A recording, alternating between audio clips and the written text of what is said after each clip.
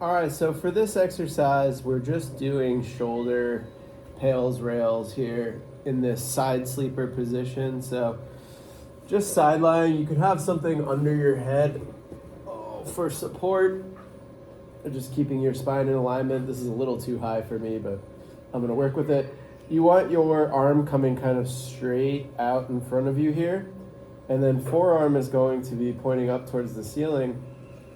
And you're gonna come into your end range for internal shoulder rotation. So as soon as the back of that shoulder wants to roll forward and come off the ground, that is your end range. So as soon as you feel that stickiness or where that shoulder needs to come up off the ground there, just keep everything in contact with the ground. That's your end range.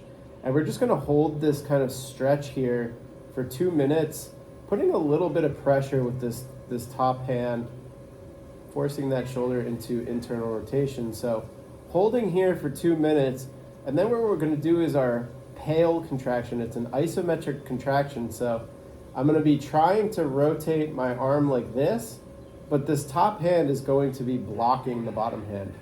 And I'm gonna start at 10% intensity and ramp all the way up to 90% or 100% if I can, where I'm trying to drive that arm up, and this top arm is just keeping it right where it is. I'm contracting for 30 seconds or so. And then at the end of that contraction going this way, what I'm gonna do is remove the top hand and then think about trying to drive that arm further into internal rotation. So it's a push back up into the hand for 30 seconds.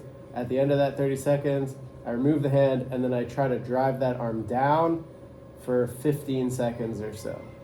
So I'm driving down, engaging. I might get cramps in the back of my shoulder and things like that. Okay? So that is our internal rotation Pail rail there. And then what I want you to do is, after you've done that kind of end range Pail rail, I want you to play with the other ranges of internal rotation here. So this is my end range. So you can come up a little bit and then play with an isometric contraction here, drive down, play with an isometric contraction here, drive down, play with an isometric contraction here, drive down. We're just trying to work on engaging that shoulder in internal rotation in all of those different ranges where we're teaching our brain how to map that shoulder function there, okay? So just play with those for, a few seconds in each kind of range. And then we could do the same for external shoulder rotation. So coming here, where you're all the way in this externally rotated position as far as you can go. This hand can come on top, kind of push down. Maybe you're able to get all the way to the ground. I'm pretty close. And you're doing that same stretch for 2 minutes. And then you're doing an isometric contraction, trying to drive the hand this way. And the top hand, again, is blocking the bottom hand.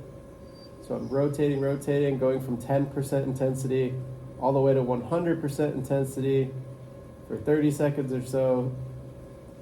And then at the end of that, I'm trying to drive this hand down towards the ground, really capturing that end range there. So you can see my arm's not moving much, but I'm really concentrating on using that shoulder to drive my hand closer to the ground there. And again, we could do the same thing here, play with some other ranges where you're rotating into the hand, doing an isometric contraction, and then rotating back, rotating into the hand, doing an isometric contraction, rotate back, etc. So we're just working that shoulder through full internal and external rotation there in this side lying sleeper position.